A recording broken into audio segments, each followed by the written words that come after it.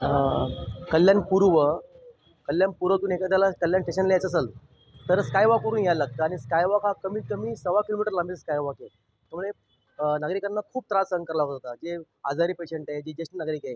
त्यामुळे आम्ही सहयोग संस्था आणि रोटरी क्लबच्या माध्यमातून आम्ही तिथं 6 बेंच ठेवलेले आहे लोकांना बसण्याकरता. प्लस दिशादर्शक फलक पण लावलेले आहेत. आणि आता काय झालं की तो स्कायवॉक गेली बांधून 15 वर्ष झालेली आहे. पण तिथं एकदम धुळीने माखलेला स्कायवॉक आहे, काळा झालेला आहे. तर मग आम्ही आमदारांना ती मागणी केली की तुम्ही काही निधी द्या. कारण आता आम्ही आम्ही आमचं काम तर करतोच आहे.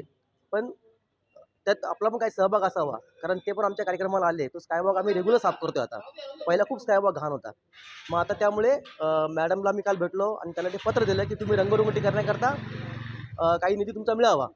मग त्यांनी पण त्याला संमती दिली आणि बोलले की येणाऱ्या महिन्याभरात मी तुम्हाला तो स्कायवॉक करता निधी मी देते महापालिकेला. त्यामुळे आता येणाऱ्या नागरिकांना पण त्याचा तो घाणेरडापणा आहे, बकालपणा आहे तो दूर होऊन जाईल.